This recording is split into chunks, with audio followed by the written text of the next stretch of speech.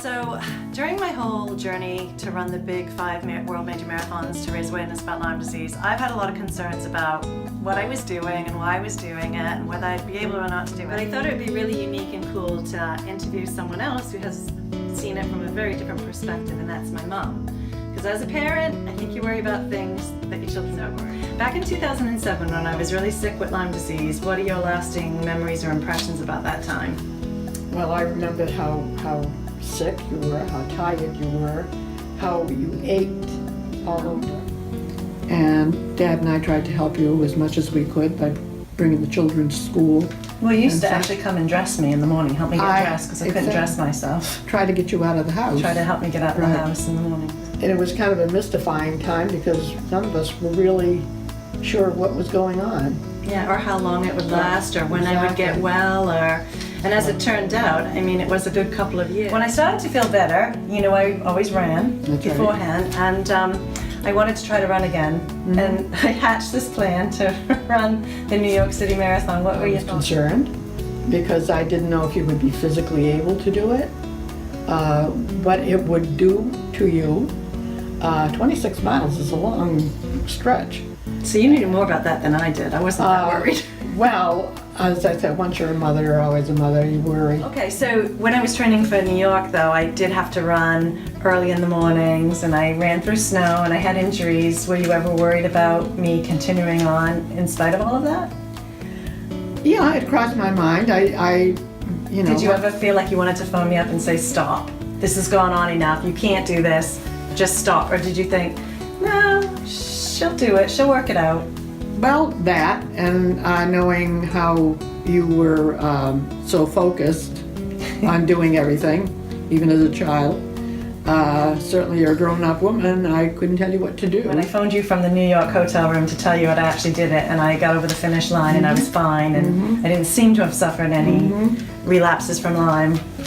What were you feeling then? Relief. Always relief, because you're always thinking, you know, is she going to be okay? Is something going to happen? Will she fall? And all kinds of things. Well, you know, I got the bug. I ran it, and I felt really like, wow, that was fun. That was exciting. I kind of want to do it again. So I thought to myself, well, maybe if I practiced a little more, trained a little harder, I might be able to qualify for the Boston Marathon. And I set my goal on that. And then I did in 2012. Just 2 years later, after that, I was able to qualify for the Boston Marathon with a lot of training. And then I decided to go off to Chicago and run the Chicago Marathon. What did you think then? Here she goes again. Hopefully everything will turn out as well as the New York did. And obviously it did.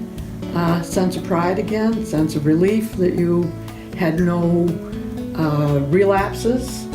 Because not knowing that much about Lyme at the time, we didn't know what could happen. You put your mother through hell. Well, like I said, knowing that we had qualified for the Boston Marathon, we were set to run it in 2014, we all decided to go down in 2013 and volunteer, and our spot was the finish line. So how did you feel knowing that we were at the finish line when the bombs went off, and how did you feel knowing the next year we were going back to run, and we did run it? How did you feel during that time? Well, first of all, I didn't know anything about it until I got a phone call from my sister saying, have you got your television on? And I said, why? What? She said, turn it on because something horrible has happened in Boston. And it was, oh my God, are they okay? They're right at the finish line. Were they hurt? Were they... you know, all kinds of thoughts went through our mind. We tried to get in touch with you and we couldn't.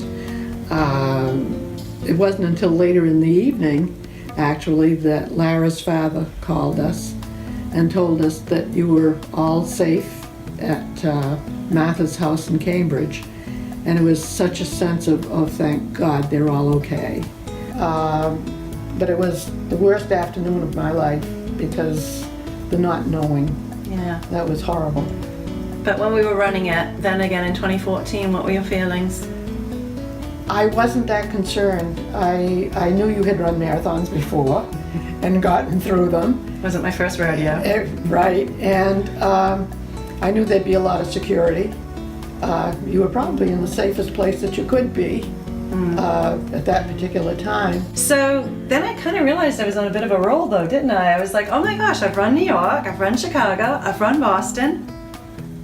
I'm on a roll to do like the 5 world major marathons, because there were 5 at the time. In 2013 they added Tokyo. So I kind of decided I would go to London where I lived.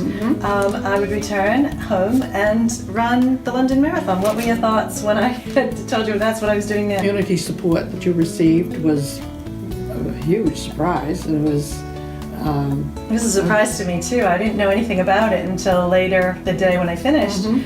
Going online and seeing how many people had commented and how many people were tracking me and how they were taking screenshots of my time and where I was to send to other people. I mean, it really was a very humbling experience for me to see just how many people in little old Saco were so involved and so supportive and so cheerful. positive comments. Actually, not to mention my friends in London who were very supportive and en route as well, who've made signs saying, run, Ange, run, who I saw. And then my support team there as well. So that turned out to be a brilliant, brilliant experience as well, and meeting a lot of other people that I ran. To Berlin, the 5th one. The 5th World Major Marathon. Yes. So what are your thoughts about that? Hope it's the last. You know they've added Tokyo, right? I know they've added Tokyo, but let's not go there. Well, not yet. Not Let's yet. get Berlin out of the way Let's get Berlin first. out of the way. Any concerns, any worries? Well, here again, strange place, but knowing that you do know people in Berlin that you'll be staying with. Yeah. And your good friend Martha will be with you. Yes, she will. Martha will be with me. Good old Martha. And so I'm not overly Worry concerned. about me running alone outside in the dark at 4 in the morning? Yes, I do. I don't like it. There've been hit and runs, and that concerns me. I mean, you may be safe, but it's the other people that I'm concerned about that aren't as cautious. So generally you prefer it when I run with my friends? I prefer when you run with your friends and your gang of gals. My Yes, gang I of do. gals. Your gang of gals. Thank you for letting me interview you, getting our parents' perspective on what it's like to watch their kids challenge themselves in such a way, and Yeah. we'll see. We'll see.